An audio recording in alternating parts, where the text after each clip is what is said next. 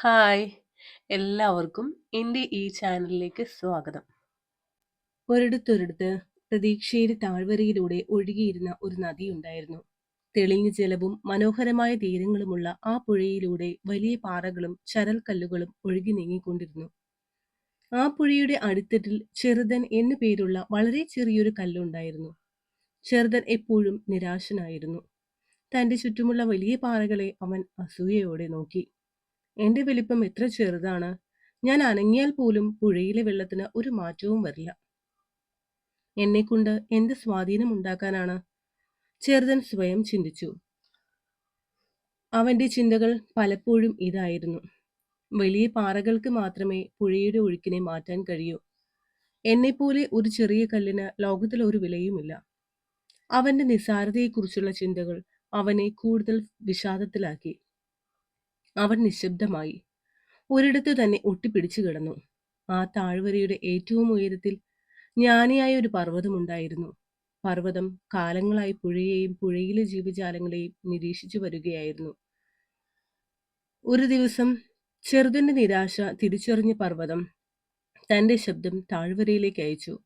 ചെറുതാ, നിനക്ക് എന്തു പറ്റി? എന്താണ് നിന്നെ വിഷമിപ്പിക്കുന്നത്? ചെറുതൻ മറുപടി പറഞ്ഞു.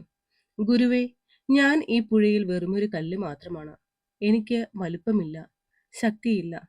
എനിക്ക് ഈ ലോകത്ത് ഒരു സ്വാധീനവും ഉണ്ടാക്കാൻ കഴിയില്ല. ഞാൻ എത്ര കാലം ഇവിടെ കിടന്നാലും ആരും എന്നെ ശ്രദ്ധിക്കില്ല. പർവ്വതം സൗമ്യമായി ചിരിച്ചു. നീ നിന്റെ വലുപ്പത്തെ മാത്രമാണ് നോക്കുന്നത്. നിന്റെ സാധ്യതകളെ നീ കാണുന്നില്ല. എന്ത് സാധ്യത ഗുരുവേ? പർവ്വതം ഒരു ഉപദേശം നൽകി. ചെറുതാ, നിനക്കിപ്പോൾ ഒരു കാര്യം ചെയ്യാം. നിന്റെ സ്ഥാനത്ത് നിന്നും ഒരടി മുന്നോട്ട് നീങ്ങുക. നിന്റെ വലിപ്പത്തെക്കുറിച്ച് ചിന്തിക്കാതെ ഒരടി മുന്നോട്ട്. ചെറുതിന് സംശയമായി. ഒരടി മുന്നോട്ട് നീങ്ങിയാൽ എന്ത് സംഭവിക്കാനാണ്? സംഭവിച്ചില്ലെങ്കിൽ പഴയതുപോലെ ഇരിക്കാം. പക്ഷേ നീ ഒന്ന് ശ്രമിച്ചു നോക്കൂ, പർവ്വതം പറഞ്ഞു. ചെറുതൻ അവസാനം സമ്മതിച്ചു. അവൻ തന്റെ എല്ലാ ശക്തിയും എടുത്ത് ഒരടി മുന്നോട്ട് നീങ്ങി. അത് സംഭവിച്ചു. ചെറുതന്റെ ആ ചെറിയ ചലനം പുഴയുടെ അടിത്തട്ടിൽ ഒരു നേരിയ ചലനം സൃഷ്ടിച്ചു. ആ നിമിഷം അവനിലൂടെ ഒഴുകിപ്പോയ വെള്ളത്തിന്റെ ഗതിക്ക് ഒരു നേരിയ വ്യതിയാനം വന്നു. അതൊരു ചെറിയ വ്യത്യാസമായിരുന്നു, പക്ഷേ അത് തുടർന്നു. ചെറുതനിലൂടെ ഒഴുകിയ വെള്ളത്തിന്റെ ഓരോ തുള്ളിയും ഒരു നേരിയ അല ഉണ്ടാക്കി. ആ അലകൾ മുന്നോട്ടു പോയി മറ്റൊരലയുമായി കൂട്ടിയിടിച്ചു. പുഴയുടെ ഉപരിതലത്തിൽ ആരും ശ്രദ്ധിക്കാത്ത ഒരു ചെറിയ ഓളമായി ആ മാറ്റം ദൃശ്യമായി. മുന്നോട്ട് ഒഴുകുന്തോറും ആ ഓളം ഒരു വലിയ അലയായി രൂപപ്പെട്ടു. ദൂരെ എവിടെയോ ആ അലകൾ തീരത്തെത്തി. വെള്ളം കുടിക്കാനെത്തിയ ഒരു മൃഗത്തിന് ദാഹമകറ്റാൻ സഹായിച്ചു. ചെറുതൻ അത്ഭുതത്തോടെ പർവ്വതത്തെ നോക്കി. പർവ്വതം പറഞ്ഞു, നീ കണ്ടില്ലേ? നിന്റെ വലിപ്പം ഒരു പ്രശ്നമല്ല. നിന്റെ ചെറിയ ചലനം പോലും പുഴയുടെ വലിയ ഒഴുക്കിനെ സ്വാധീനിച്ചു.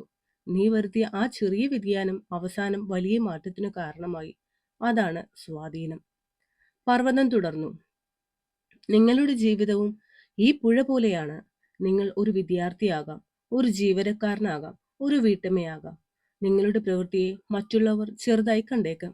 പക്ഷെ ഒരു നല്ല വാക്ക്, ഒരു നല്ല പ്രവൃത്തി, ഒരു ചെറിയ സഹായം, ഇവയെല്ലാം പുഴയിലെ കല്ല് പോലെയാണ്. നിങ്ങളുടെ ഓരോ ചെറിയ നല്ല പ്രവൃത്തിയും ഒരു അലയായി പുറപ്പെട്ട് ലോകത്തിൽ വലിയ മാറ്റങ്ങൾ സൃഷ്ടിക്കാൻ കഴിവുള്ളതാണ്. വലിയ പാറയാകാൻ കാത്തിരിക്കേണ്ട. നീ ഇന്ന് നീങ്ങുന്ന ആ ഒരടി മതി ലോകത്തിൽ ഒരു സ്വാധീനം ചെലുത്താൻ. അന്നു മുതൽ ചെറുതൻ തന്റെ നിസ്സാരതയെക്കുറിച്ച് ചിന്തിച്ചില്ല. ഓരോ ദിവസവും അവൻ പുഴയുടെ ഒഴുക്കിനെ സഹായിക്കുകയും തന്റെ ചെറിയ സ്ഥാനത്ത് നിന്ന് ഒരു സ്വാധീനം സൃഷ്ടിക്കാൻ ശ്രമിക്കുകയും ചെയ്തു. ഇതിൽ നിന്ന് നമ്മൾ എന്താണ് മനസ്സിലാക്കേണ്ടത്? നമ്മുടെ ജീവിതം അർത്ഥവത്താകുന്നത് മറ്റുള്ളവർക്ക് വേണ്ടി നമ്മൾ ചെയ്യുന്ന ചെറിയ കാര്യങ്ങളിലൂടെയാണ്. അതുകൊണ്ട് ഇനി നിരാശപ്പെടേണ്ട. ഇപ്പോൾ ഈ നിമിഷം മുതൽ തുടങ്ങുക. നിങ്ങളുടെ ചെറിയ പ്രവൃത്തികളിലൂടെ ഈ ലോകത്ത് ഒരു വലിയ സ്വാധീനം സൃഷ്ടിക്കുമെന്ന് സ്വയം പ്രതിജ്ഞയെടുക്കുക. ഈ വീഡിയോ ഇഷ്ടമായെങ്കിൽ ലൈക്ക് ചെയ്യാനും ഷെയർ ചെയ്യാനും ചാനൽ സബ്സ്ക്രൈബ് ചെയ്യാനും മറക്കരുത്.